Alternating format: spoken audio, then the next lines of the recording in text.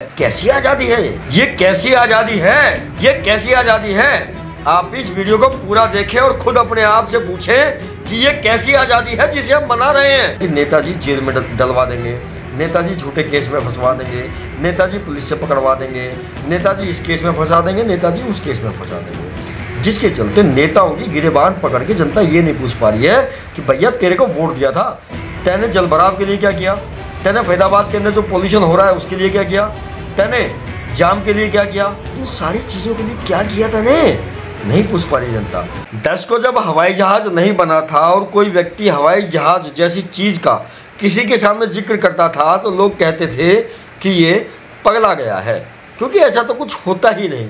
जो चीज़ हमने कभी देखी नहीं उस चीज़ के ऊपर विश्वास कर पाना हमारे और आपके लिए कई बार कठिन हो जाता है। वो लोग कुछ और होते हैं जिनका दिमाग बहुत मजबूत होता है और वो उन चीज़ों को समझ पाते हैं। आप एक बात समझिएगा, अंग्रेज आए थे, मुट्ठी भर थे, उन्होंने पूरे इंडिया के ऊपर अपना शासन चलाया या नहीं चलाया, ये आप मुझे बता दो, कमेंट करो फटाफट कि अंग्रेज़ों ने भारत के ऊपर अपना शासन चलाया या नहीं चलाया, भारत के लोगों को अपना गुलाम बनाया या नहीं बनाया। वो मुट्ठी भर लोग थे, उन्होंने लोगों की सोच को परिवर्तित किया, उन्होंने लोगों को ये महसूस करवा दिया कि अगर वो अंग्रेज़ों के खिलाफ विद्रोह करेंगे तो अपनी जान से जाएंगे या फिर उनको जेलों में डाल दिया जाएगा।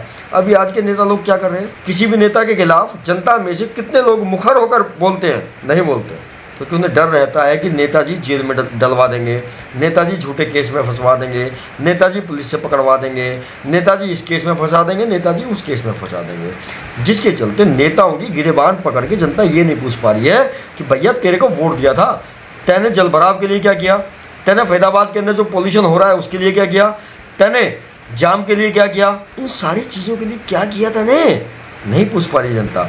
जनता को किसकी गिरेबान मिल रही है, जनता को मिल रही है गिरेबान हम जैसे समाज सेवियों की। अच्छा जी, तुम क्या समाज सेवा करते हो, हमें बताओ। अरे भाई, तुमने ऐसा कभी अपने स्थानीय विधायक से, पार्षद से पूछा क्या, अच्छा भाई वोट दिया था तेरे को, ले बता जीतने से लेकर आज तक तैने क्या किया। जनता क्या ऐसा कर सकती है, नहीं कर सकती, क्योंकि जनता डरी हुई है। तो हम ये मान लें कि वो तो जनता है वो नेताओं की गुलाम हो चुकी है, क्योंकि अंग्रेजों के टाइम में भी अंग्रेजों से सवाल पूछने की औकात जल्दी से किसी की होती नहीं थी, बस जनता आपस में लड़ती रहती थी। उसको सुलटाने के लिए पुलिस विभाग भी हुआ करता था और वही पुलिस विभाग आज भी चल रहा है, उन्हीं कानूनों पर चल रहा है जो अंग्रेजों के समय में बने थे। आपको सोचना और समझना होगा कि अंग्रेजों के बाद अब आप किसके मानसिक गुलाम हैं। सरकार कोई भी कानून बनाती है, आप कहते हो भी कानून बन गया अब तो मानना पड़ेगा, क्यों मानना पड़ेगा भाई, है? किसान खड़े हुए थे कृषि अध्यादेशों के खिलाफ, तीनों सरकार ने वापस लिए ना, बोलोगे तो ही होगा, नहीं तो नहीं होगा। ऐसे ही जलभराव, पर्यावरण, रिश्वतखोरी, भ्रष्टाचारी, पुलिस आपकी सुनती नहीं है, जगह जगह कूड़े के ढेर हैं, सड़कों पर लावारिस गायों का कब्जा है, गलियों में लावारिस कुत्तों का कब्जा है। ठीक है, सरकार ने बोल दिया कि हम आज़ाद हुए थे 15 अगस्त 1947 को। गृह मंत्रालय भारत सरकार के पास इस बात का कोई दस्तावेज नहीं है कि भारत गुलाम कब हुआ था।